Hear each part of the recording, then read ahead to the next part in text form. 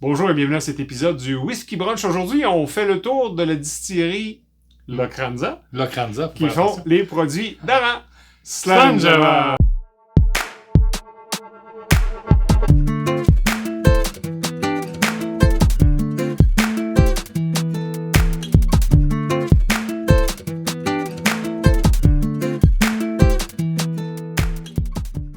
Salut Martin! Bonjour Alain! Allô à la maison, peu importe où vous soyez, on espère que vous allez bien. Aujourd'hui, on va parler des produits Aran. Donc, avant, elle s'appelait Aran, maintenant, elle s'appelle Lokranza, parce que t'as Lokranza. Ouais, la distillerie t'as Lokranza. C'est ça, voilà. Puis ils ont décidé de mettre la marque Aran. Exactement, sur l'île d'Aran, évidemment, qui a été construite en 1994, quand même. C'est pas si longtemps que ça, trentaine d'années. Leur premier Spirit en 95. Et leur premier, release, là, un 10 ans, en 2006. Avec l'ancien logo, je sais pas si... Ouais. C'était assez sketch. particulier. C'était sketch. Ils ont deux styles, un wash still, un spirit still. Donc, c'est relativement une petite distillerie. Ils ont quand même beaucoup de produits. On va vous en présenter 5 aujourd'hui. Pas des produits de base, parce que, tu sais, à la base, ils ont du 10, du 18... Ils ont 10, 18, 12, 25, etc. 24, excuse. Oui, exactement. Par contre, on va vous montrer la marronne, le port finish. Il y a aussi un sauterne qui vient d'arriver, là, dans le marché, oui, effectivement. Mais ils ont déjà fait aussi Pomerol, Calvados, Champagne, Cognac, Madeira. Comment je pourrais dire ça? Voilà. Je vais le dire comme faux. Vas-y. C'est comme si ils ont utilisé la même technique que Jura. Ils se sont dit, on va aller dans les finishes, mais ils ont réussi, eux autres. Ça commence raide. L'île d'Aran, pour vous situer un petit peu en Écosse, il y a le mainland, Glasgow. Si vous connaissez la péninsule de Campbelltown, c'est entre les deux. Voilà. C'est une île, puis Lokranza est un peu au nord. On dit que leur spirit, leur distilla, souvent, là, c'est fruité, c'est vanille, pommes, fraises, poire. C'est assez maltais. Ouais, c'est assez maltais, fruité. Ouais, oui. Je vais dire ça comme ça, effectivement. C'est pour ça, je pense que, blague à part, là, mais que les casses finish, ça prête bien, je pense, au distill. Ouais, parce que, justement, ça amène un autre aspect qui soit va couper le sucre ou va agrémenter le sucre. Exactement. Le premier que je vais vous présenter, il s'appelle The Bothy. C'est un quarter cask. Donc, il a commencé au départ, il n'y a pas d'age statement. Tous les produits sont non-colored, non-filter, sans couleur naturelle, je veux dire, en fait. Là. Donc, au début, dans des barils de Bourbon, ex-bourbon barrels, quand tu l'as en anglais et tu le traduis, ça va pas vite. Mais les 2 dernières années, dans les quarter casks, donc des barils beaucoup plus petits. 225. Exactement, qui donnent beaucoup... Bien, évidemment, il y a plus de whisky sur le bois, et dans une petite quantité, donc ça donne un goût assez impressionnant. Au nez, c'est très mielleux. On regarde le profil vraiment de Aran, avec un petit peu de citrus, un peu un petit citron lime au nez. Acidulé. Ou acidulé. Ouais. Au palais, ça va être coconut des amandes. Très intéressant. Avec des ananas, toi qui es amateur d'ananas, hein, t'aimes beaucoup ça. Oui. Et à la fin, avec un peu de poivre noir puis du mentholé. Et le finish est relativement moyen. C'est ça, c'est pas long, c'est moyen. C'est pas long. C'est pas très long des Aran. Avec cannelle au finish à peu près là. Bon, c'est très intéressant. En toute franchise, parce qu'on est là-dedans, c'est pas ma distillerie préférée. Par contre, puis là, je fais un aparté rapidement. On a goûté, Martin, à du Lokranza Castle 21 ans. 21 ans, oui. Ça c'est autre chose. Et, si vous regardez une capsule qu'on a fait il y a jadis longtemps, toute la série le vert, le rouge, le bleu, là, comment il s'appelle cette série? Ah, pas les Quas, mais les... Non, c'est ça. le bootleg, tout ça. Non, oui, c'est ça. Où ils ont fait des finishes vraiment intéressants. Je vais mettre la capsule en haut, vous pourrez aller la voir. On avait eu la très grande chance de goûter ça au King Alexandre à Sherbrooke. The Smuggler Series. The Smuggler Series, voilà, où il y avait des beaux finishes. D'excellents produits. Fait que les produits qui ont bien vieilli, les produits plus vieux, puis je connais un ami qui est très amateur d'Aran 18, là, il cherche ces bouteilles-là, c'est vraiment excellent. Ce qu'on va appeler dans le core range, c'est correct, mais c'est des finishes. Oui, je vais te le donner, c'est ça. C'est des finishes. Tu le sais, moi j'ai une belle passion pour Aran. Je trouve que c'est oui. un beau profil, mais effectivement, je veux dire, t'es capable dans tous les harengs de retrouver. Puis ça, moi, c'est ce que j'aime, la beauté du hareng. Dans le distil, tu retrouves toujours la même consistance. T'as un beau profil. T'as un beau profil, fait que c'est intéressant. L'ADN va toujours être présent.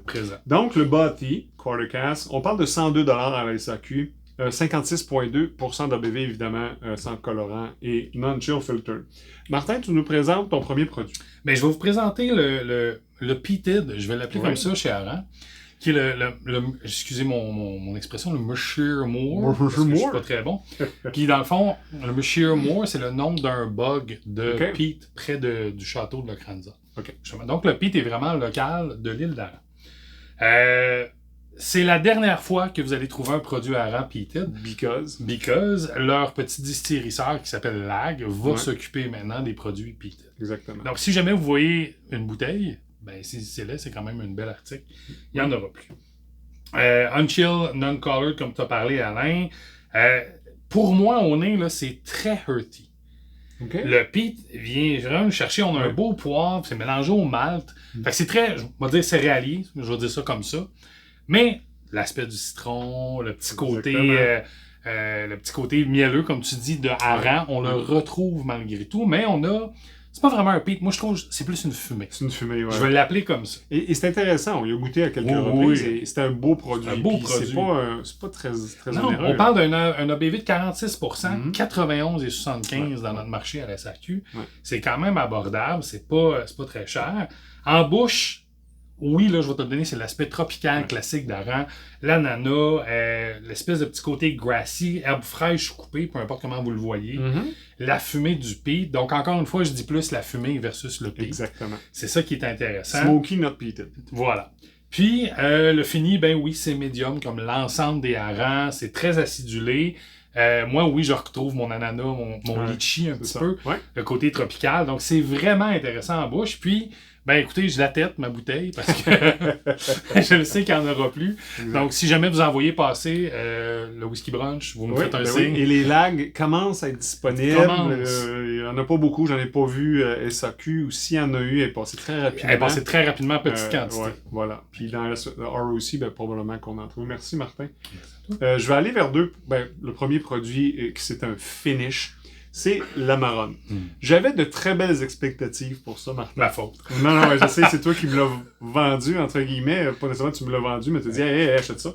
Et je l'ai acheté, 101$, 50% d'ABV. Moi, je trouve que les ABV sont vraiment intéressants avec leur finish. Le port aussi est comme ça, là. Et moi, j'aime les vins d'Amarone. Le vin d'Amarone, c'est un vin italien relativement sec. Corsé et sec. Et ça le fait. Mais pour un whisky, le finish, là, il est vraiment sec. Ça goûte le tanin. Ça goûte le chêne de l'Amarone. Ça l'a vraiment, pour moi, overpower le whisky. Voilà. Exactement. Pourtant, puis pourquoi je te l'ai vendu? Puis là, je pense pas la première fois que j'en parle. De ce temps-ci, j'ai un penchant en wine cask. Mais je trouve que, comme tu dis, ils ont été en mesure d'aller chercher vraiment les saveurs de l'Amarone. C'est ça que j'ai trouvé intéressant. Absolument. Ils ont vraiment réussi à faire la complexité. Puis tu peux pas dire que c'est pas un Amarone. C'est ça que je veux dire. Non. Mais si je veux un Amarone, je vais prendre un vin d'Amarone. Voilà. C'est là que j'ai eu un petit discrepancy. Mais c'est très perso, puis je vais m'y replonger. J'en ai pris un verre, là. C'est quand même pas. Alors là, au nez, c'est chocolat, c'est cerise. Et la couleur est fantastique. C'est vraiment la couleur presque de la bouteille qui est là, du cover qui est là, mais c'est très rougeâtre. Donc, l'influence du casque finish est vraiment important. Et au palais, ben là, on revient par contre. On a quand même de la pêche. On a un petit peu, par contre, de canneberge. OK, ton fruit rouge, mélangé, je comprends. Et évidemment, les raisins de l'Amarone, du finish Amarone, et un petit peu de miel. Ça reste quand même très doux en bouche. C'est le finish, moi, qui m'a tué. Puis, c'est ça que j'allais dire, c'est ton fini qui coupe très court versus les autres, je pense, puis qui est plus sec. C'est ça qui est très sèche. C'est vraiment sèche en bouche. Ça finit comme un vin sec. Vous savez, un vin qu'on dit qui est sec en bouche, un vin rouge corché. Puis... Un râpeux, excusez l'expression. Un râpeux, la petite madame les SAQ, qui tu goûtes les tanins, tu goûtes le chêne, tu goûtes le fût. C'est ça. c'est pas mauvais, mais j'ai eu une déception, because tu me l'as trop vendu. C'est ma faute. Je suis désolé, cher bruncher, c'est ma faute. Mais Amarone, 101 $ à la SAQ, 50%. Le prochain produit que tu nous présentes, Martin, c'est quelque chose d'assez spécial, particulier, et ça le fait. Écoute, je l'ai vendu, je pense, plus qu'une fois. Ça fait 3-4 fois qu'on 3-4 fois que j'en parle. C'est le Robert Burns Blended de Hareng. Puis là, écoutez, on parle, là, c'est un blended, c'est la base chez Hareng. C'est pas... On parle 37 $ ROC. Ouais. On parle d'un ABV de 40. Fait que là, tu me dis, bon, c'est relax. Non. Oh my God, ça que vous avez une surprise. Ouais. Puis là, faut pas confondre. Je parle du blended parce que oui, ils ont le Robert Burns, ils ont aussi le single malt. Exactement. Robert Burns, c'était le fameux poète écossais que tout le monde connaît. Et c'est le whisky qui a même été stampé par le World Robert Burns Association, whatever. Ils ont reconnu que c'était dans ses tanins, dans ses goûts. Je trouve ça poussé, mais bon. Écoutez, au nez, je pense que c'est l'essence de Hareng. On retrouve le orchard, les poires, les pommes. Ce petit côté un peu... Il y a une belle épice aussi au nez. Que, encore là, il vient d'où, on ne sait pas trop, mais tu as ce petit côté épicé qui est intéressant. En bouche, ben oui, là, c'est fruité. Il y a un petit côté acidulé. Je reviens encore avec le petit côté citron. Puis il y a même un petit côté, moi je vais l'appeler un croissant au beurre. Tu sais, l'espèce de huileux, la pâtisserie. Je trouve ça intéressant. Puis là, après ça, dans le fini, c'est long, contrairement à un autre Hareng. Tu dis, ben voyons, ça reste longtemps. Les épices, j'ai l'impression qu'ils viennent du char du baril. Tu sais, là, c'est là que c'est intéressant. Oui, ou à moins que ce soit le distillat. Ou le distillat. Parce que selon comment ils l'ont fait, puis le line arm, puis tout ça. Ouais, parce que tu tombes là, dans le vanilline plus que dans la vanille, je vais l'appeler. Fait que c'est vraiment l'essence du bois. Baril. Fait que d'après moi, c'est le bois, mais pour 37 $. Et c'est là. Ça n'a pas de bon sens, vous avez un bon produit. Quand tu m'as fait goûter ça fait quand même plus d'un an, 2 ans, puis j'ai fait OK. Puis je savais pas c'était quoi, puis c'est très agréable. Quand tu m'as dit le prix, je suis tombé en bas de ma chaise. À 37 $ canadiens, go, ayez-en un. Ouais, ayez-en un. Oui, ça fait partie de la collection. C'est ma deuxième bouteille. Bon. Non, pardon. Le dernier produit, celui que je vous présente, c'est le Port Finish. La bouteille noire juste à côté de l'autre. J'ai fait la comparaison du Port et de l'Amarone le même soir. OK. Pour me faire une idée, un ABI comparé, je venais des avoirs, etc. On parle encore là, 99 $, 50% d'ABV, pas mal dans les mêmes prix. Et je t'avoue que j'ai préféré le Port Finish. OK. Il était plus équilibré. C'est-tu plus sucré? J'allais dire oui, la tendance avec le port. Non, mais c'est le finish. C'est le finish. Je reviens à ça, je suis tannant avec ça. Là, j'avais un beau finish de Porto, de chocolat. OK. Donc, on a quand même à l'intérieur de ça les fruits. On retrouve au nez la même chose que la majorité des harengs, mais évidemment avec une déclinaison, une petite touche Porto. De la cannelle, des pommes cuites. OK? Au palais, ben là, on a encore là ta vanilline, la vanille, mais là, le Porto aide aussi beaucoup, des fruits très mûrs, etc. C'est un peu plus noisetier, noisesque. On n'avait pas d'esque encore, noisesque. Nuttiness, OK. Puis, c'est vraiment, j'ai préféré celui-là. Le finish est beaucoup plus équilibré. Et c'est là que moi, j'ai beaucoup préféré celui-là. Et là, j'ai du chocolat. J'ai des cerises, évidemment du côté Porto. Ben, c'est ça, je veux dire. Et là, c'est un beau vin, pas un beau vin, c'est un beau whisky dessert. Plus que celui-là. Plus que celui-là. OK, parfait. Écoute, mais je vais me relancer. Agree to disagree dans le sens que j'apprécie énormément le port. Mais moi, je suis plus vendu vers l'Amarone. J'ai trouvé que le fini, pour moi, encore une fois, c'est très personnel. J'avais vraiment le tu sais, là. Tandis qu'un Porto, le port, j'ai trouvé, oui, c'était un beau finish, c'était bon. Mais sans plus. Tu sais, là. Un autre décor, puis on l'a pas celui-là, qui est un peu comme celui-ci, c'est le Bodega. Le Bodega. Qui lui est 100% finish de sherry. J'ai pas eu la chance d'y goûter. C'est quelque chose qu'on va peut-être essayer de trouver. Il y en a pas présentement à la SAQ. Mais c'est dans le core là, de ces produits-là qui est disponible chez Hareng normalement. Puis un des faits aussi, c'est que c'est très dur à trouver, mis à part certaines spécialités. Vous allez dans des bars spécialistes, c'est pas nécessairement des produits comme je vais l'appeler comme Jura ou ils en ont pas beaucoup. Ils ont le 10. Ils ont le 10 souvent, qui est le classique, qui est un très bon produit. Ça le fait. Ça le fait, c'est de base.